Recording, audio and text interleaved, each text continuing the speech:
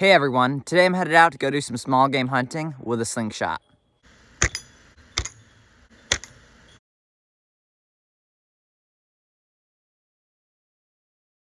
So I've hunted with a slingshot for a couple of years, and so far I've shot animals such as grouse, ptarmigan, and mice. And although I hunt with a shotgun as well, the slingshot is much more fun to use. And the reason being is that there is not much to shotgun hunting. All you have to do is point your gun at the animal and shoot. But there is definitely an art to hunting with a slingshot. If I was stranded in the wilderness or relying upon something for my only food source, I would definitely want the shotgun. However, there's a few major bonuses to having a slingshot. Number one is that it's super light, so it can easily go in your pocket or in your pack or whatever you want. And number two is that your ammunition is rocks, which are literally laying right on the ground. Whereas shotgun hunting, you have to come prepared. You have to bring bullets, you have to bring your gun, you have to lug it around. Whereas a slingshot is just as easy as grabbing it off the counter and going. So today, I'm out walking, and let's see if we can get anything. Right in there in the tree, that's a nice little spruce grouse. Let's see if we can get him or not. So if I would have had a shotgun, I would have been able to get that grouse for sure. But unfortunately, it flushed before I could get a good shot at it, but that's all right. There'll be more coming up later. All right, here's our grouse. And the first animal that I ever shot with my slingshot, which was a ptarmigan, I shot him with a rock. The specific reason why I like these steel shot more is, for one, they fly a lot straighter, they fly farther, and they pack more punch. And with the rock, you're always guessing. And ideally, you're gonna have a rock that's about that big and as close to perfectly round as a rock can be. However, it's gonna change where they fly and how fast they fly and how much drop they have, depending if your rock's flat or larger or not quite round. Really have to take that all into consideration when you're shooting a slingshot with rocks. And it's a whole lot more than just aiming and shooting. These steel balls make it a whole lot easier. Every single one is the same size. And although I don't always carry them with me, when I'm actually specifically going out grouse hunting, I will almost always carry steel balls with me. And it is pretty nice so that every single shot is going to have the same exact reaction. And this right here is my slingshot. It's nothing fancy. You just fold this guy out right here, slide your arm through, grab on. This piece right here goes over your shoulder. Then you're able to put your rock in your little pouch here and pull back. So if you have a brand new band, I've been able to shoot grouse at close to 50 feet. However, when you have a worn out band like mine, 20 to 30 feet is quite a long way. And you can actually replace these bands as well. I think that this particular slingshot, this is its third band that I've put on it. And when you're aiming 20 feet on this slingshot here, which the band is sort of worn out, you want to put your target some here in the top third of this area right here. So if I'm shooting down in the direction of that stump that I'm pointing at right there, and say it was 20 feet away, it is a lot farther, but I would probably position it right about there in my line. And that right there may have not made a whole lot of sense to you. I'm sorry if it didn't, but it was kind of hard to film in the position that I was in. All right, here's our grouse. Nice little spruce hen. So when we're walking down here and we're looking for grouse, if you're new to this, you may be wondering, where are the grouse? I mean, there's a huge area out here. There's probably not a ton of grouse in it. And are we looking on the ground? Are we looking on the trail, up in the trees? And that's what we're going to go into next. So the main grouse that lives around here is the spruce grouse. There is one or two other kinds, but there are definitely a lot less of them. And as it goes with their name, the spruce grouse love to live in spruce trees, which are evergreen trees and look sort of like this little one that you see right there. These taller trees are all birch trees. And grouse can definitely fly, but they don't fly super high up in the trees usually. So usually you're not gonna see a grouse way up at the top of that tree there. A lot of times when I'm walking down, I will find the grouse in spruce trees like this, maybe halfway up. And if they're spooked bad, they can fly a long way up. I mean, I've seen grouse probably 50 feet up in trees before. But that's fairly uncommon, and I would definitely recommend just walking down the trail, keeping your eyes peeled, looking at all the birch trees as well, but especially take a good look at all the spruce trees. And it's actually amazing how well they can blend in. So kind of look for the abnormal blobs that are sitting in the trees. Occasionally, you may see a branch shake a little bit or some snowfall if it's wintertime out. And that's all things that can catch your attention, and it's definitely something to look into a little bit more because potentially there is a grouse there. Now, as you probably know from the one that we saw earlier, grouse are medium-sized birds. They're not huge, but they're also not tiny.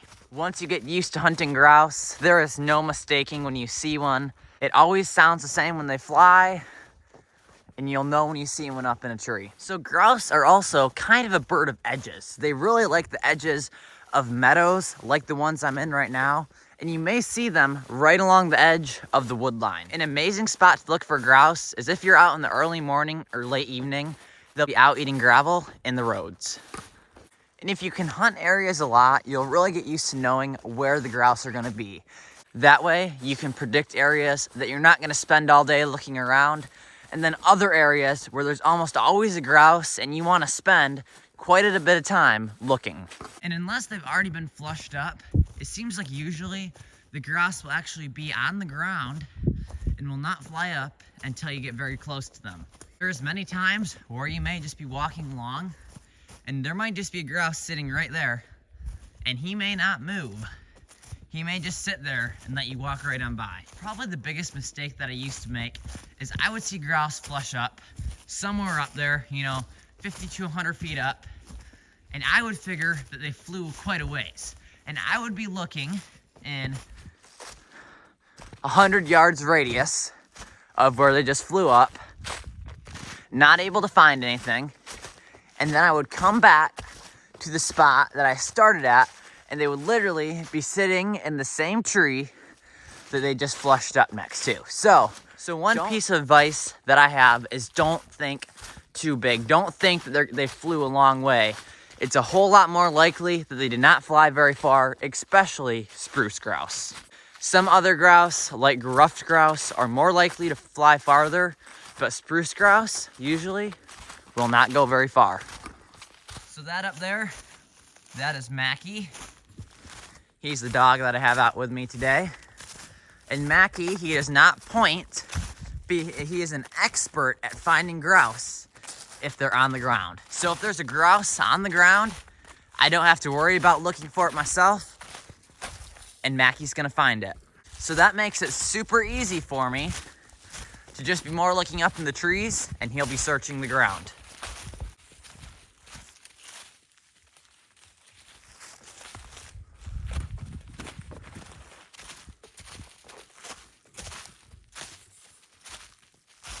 So I have not yet been able to successfully shoot a grouse while it is flying.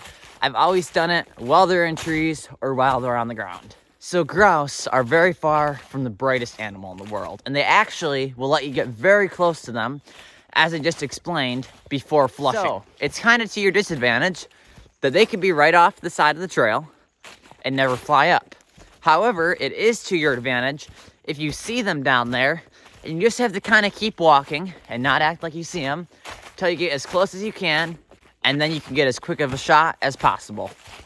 So if you frighten a grouse, shoot at it a couple times, make it fly up in a tree, it's gonna be a whole lot harder to get that close to it, and it's a whole lot more likely to fly off and go farther away or higher up in a tree.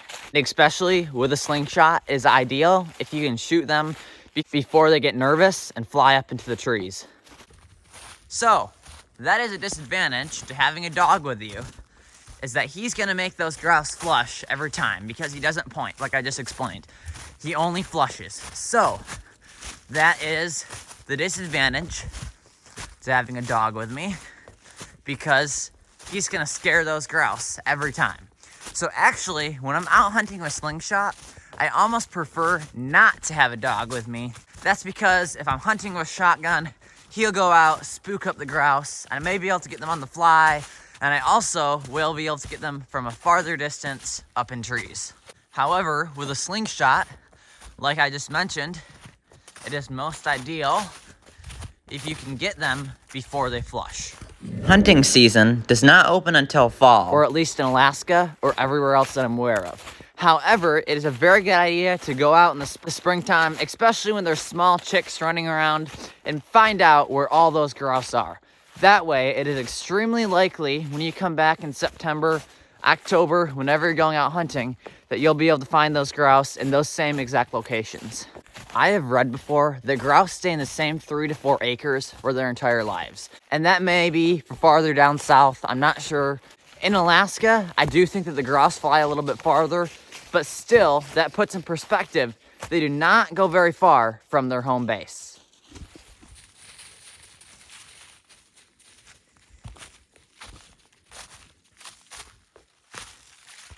And grouse are most active in the late evening and early morning, and they roost all night long. In the daytime, I believe they spend a lot of their time on the ground, unless something scares them up into the trees.